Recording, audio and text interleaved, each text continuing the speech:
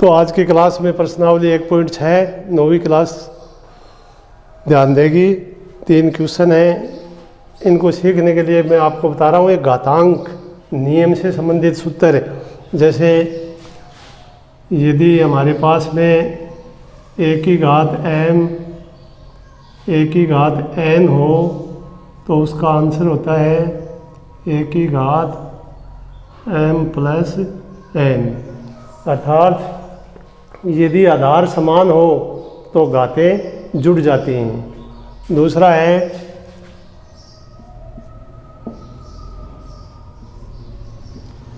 दूसरा सूत्र a की घात m भाग a की घात n,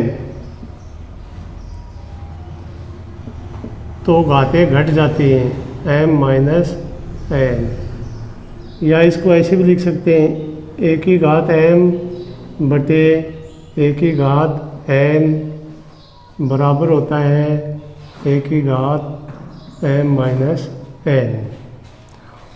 तीसरा सूत्र है यदि घात पर घात लगी हुई हो, अर्थात a की घात m और इसके ऊपर और घात लगी हुई है, तब इसका आंसर होता है a की घात mn, अर्थात m गुणा n।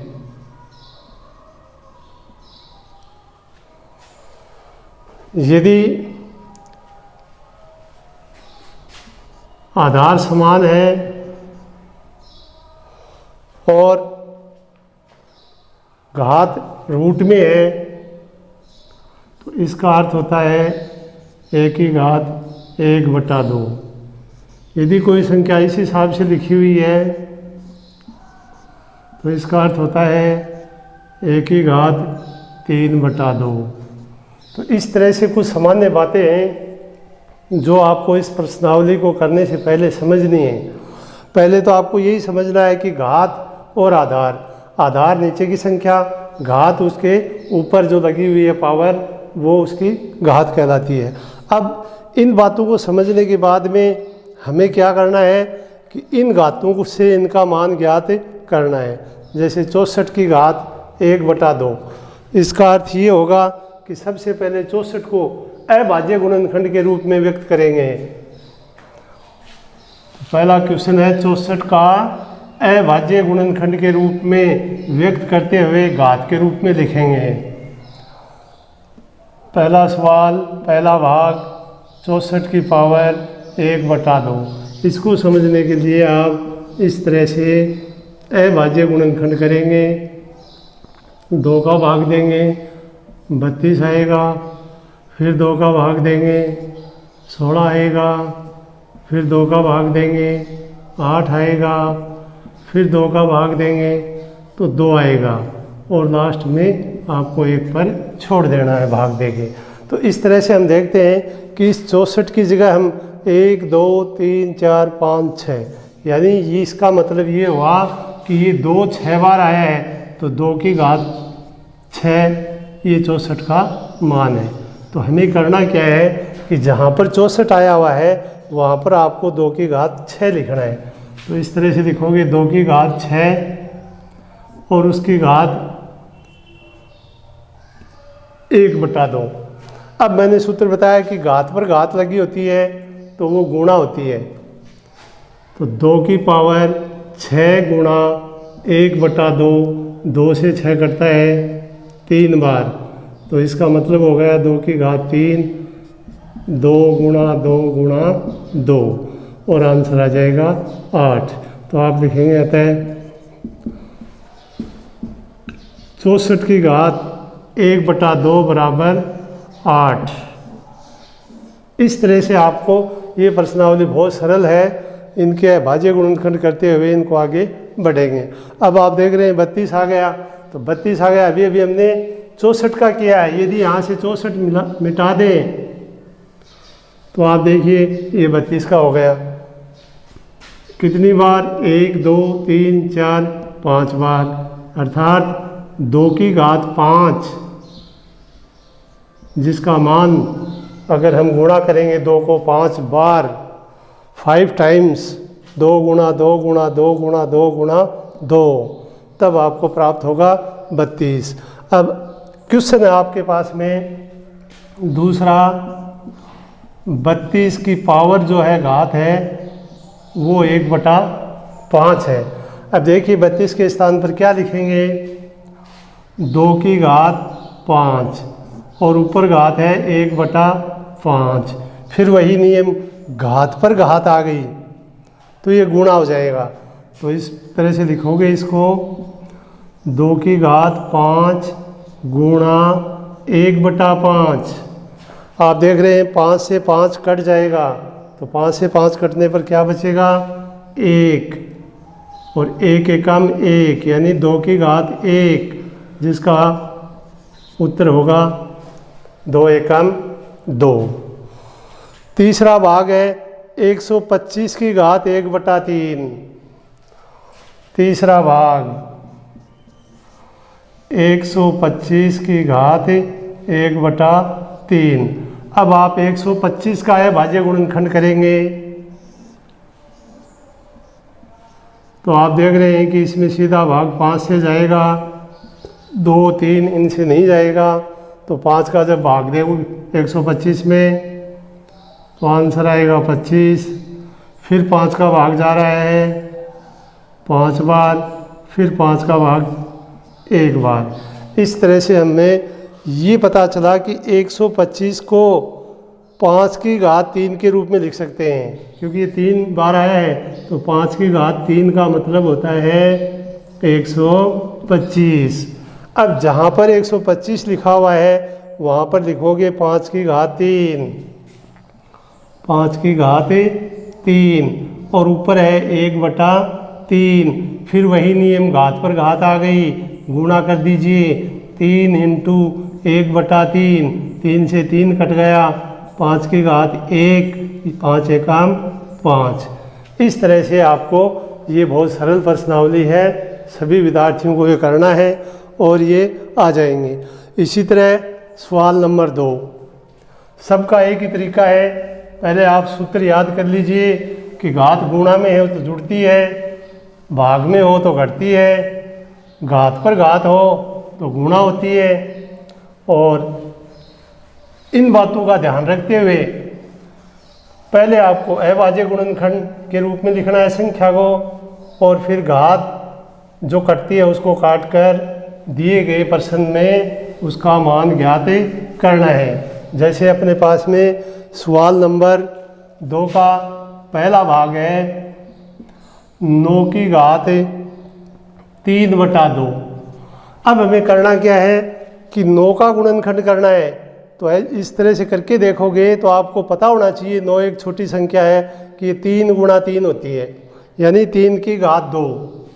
3 की घात 2 का मान क्या होता है, 9 होता है। तो 9 की जगह लिख दो 3 की घात 2 और ऊपर घात है 3/2। फिर वही रूप हो गया, घात पर घात आ गई, गुणा कर दीजिए, 3 की घात 2 गुणा 3/2। आप देख रहे हैं 2 से 2 कट जाएगा, संख्या बच गई, आधार में भी 3 और घात में भी 3। इसका अर्थ ये है कि इसको 3 बार गुणा कर दीजिए और आंसर लिख दिए। 3 को 3 से गुणा करने पर 9, 9 को फिर 3 से गुणा करोगे तो आंसर आ जाएगा 27। इसी तरह इसका दूसरा भाग है, ये आप पहले में जो दूसरा उसमें आप देख चुके हैं।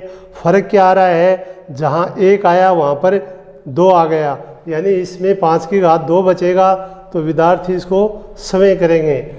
ये सवाल इस सवाल की बाती है तो इसको विद्यार्थी समय करेंगे। तीसरा जो सवाल है वो है 16 की घात 3/4। तो सबसे पहले आप 16 को इस तरह से अभाज्य गुणनखंड के रूप में लिख कर देखोगे तो आपको पता चलेगा कि 2 की घात कितना आ रहा है। तो भाग देते जाएं जब तक कि भाग जा रहा है, यानी हम 16 में भाग देंगे तो 2 से 8 आएगा, फिर 2 से 4 आएगा, फिर 2 से भाग देंगे 2 आएगा, फिर 1 आएगा। कहने का अर्थ ये हुआ कि 1 2 3 4 कि 16 का जो अर्थ है वो 2 की घात 4 है। 2 की घात 4 बराबर 16।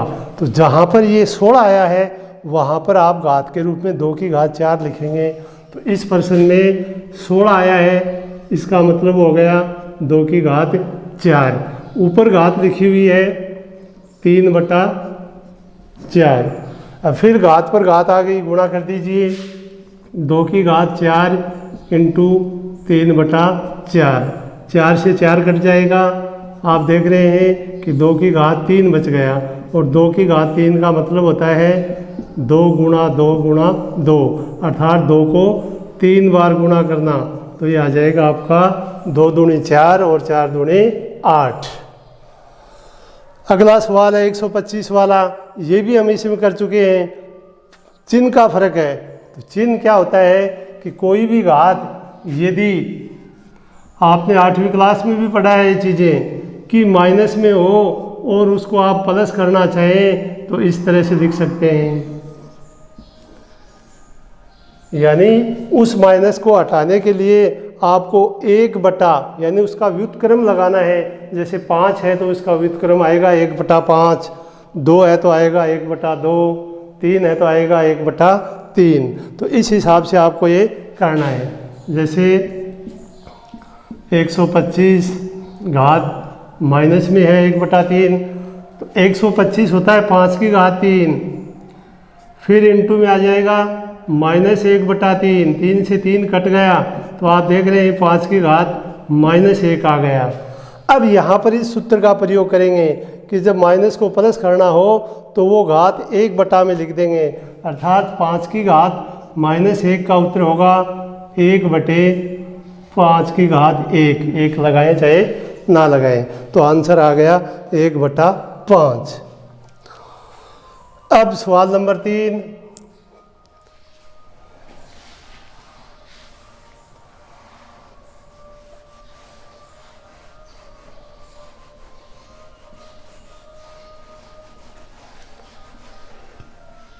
सवाल नंबर 3 में है कि आपको जो दी हुई संख्या है उसको सरल करना है। जैसे पहली संख्या आपको दी हुई है कि 2 की घात 2/3, और ये इंटू, ये जो डॉट का चिन्ह लगा हुआ है इसको गुणा के रूप में पढ़ते हैं। 2 की घात 1/5। अब हम देख रहे हैं कि आधार समान है, घात अलग अलग है, यानी a की पावर m a की पावर n रूप है। तो उसका आंसर होता है, ये सूत्र में आपने देखा कि गुणा में हो तो घातें जुड़ जाती हैं, m + n। तो यहाँ m का मान 2/3, n का मान 1/5 है। तो आप लिखेंगे 2 की पावर 2/3 + 1/5, 2 की पावर।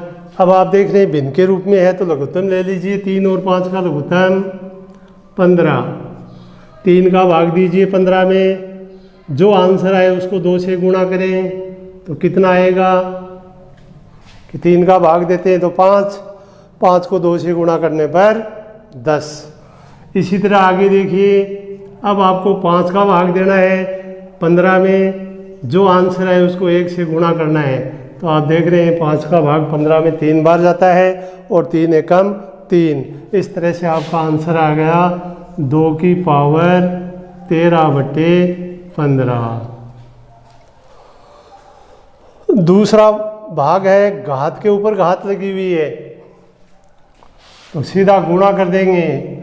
1/3 की घात 3 और इसकी घात 7 है। इसका अर्थ ये हुआ 1 की पावर भी 7 है और ये घात पर घात है, ये गुणा हो जाएगी। 3 की पावर 3 और ऊपर 7 है। तो 1 कितनी भी बार आप गुणा में लिखें, 1 गुणा 1 गुणा 1 गुणा 1 गुणा 1 गुणा कितनी भी बार लिखें तो आंसर हमेशा क्या होगा, 1 ही होगा। तो 1 की घात 7 का मतलब हो गया 1, और 3 की घात 3 गुणा 7 अर्थात 1/3 की घात 7 तेरी 21। इस तरह से करोगे। सवाल नंबर 3, ये बटे में यानी भाग के रूप में है, इसको आप 11 की पावर 1/2 और 11 की पावर 1/4। इसके लिए मैंने आपको बताया था कि इसको भाग के रूप में भी लिख सकते हैं, बटे में भी लिख सकते हैं। तो एक सूत्र था a की पावर m बटा a की पावर n बराबर a की पावर m माइनस n। तो ये सूत्र के आधार समान है, घात अलग अलग हैं, बट्टे या भाग के रूप में है, तो आप उसको घटाओगे। तो अगला चरण इसका आएगा 11 की पावर 1/2। यहाँ ध्यान दें, a का मतलब 11 है, m का मतलब 1/2 है और n का मतलब 1/4 है। तो आप इस हिसाब से लिखोगे। फिर आप देख रहे हैं कि ये बट्टे की संख्या है, लघुत्तम लीजिए और इसको सरल कीजिए। तो 11 की पावर 2 और 4 का लघुत्तम 4 आ जाएगा। 2 का भाग देंगे 4 में, 1 से गुणा करेंगे तो 2 एकम 2 आ गया। फिर 4 का भाग 4 में दिया, 1 से गुणा किया तो 1 आ गया। तो आप देख रहे हैं 11 की घात 2 माइनस 1/4। अब इसको आप सरल करेंगे तो आ जाएगा 11 की घात 1/4, अर्थात जो मान हमें प्राप्त हुआ वो हुआ 11 की घात 1/4। ये तीसरा सवाल था। और इस प्रश्नावली का अंतिम सवाल है 7 की पावर 1/2 और 8 की पावर 1/2। अभी हमने सारे प्रश्नों में देखा कि सबका जो आधार था वो हमने समान लिया था और घात अलग अलग थी।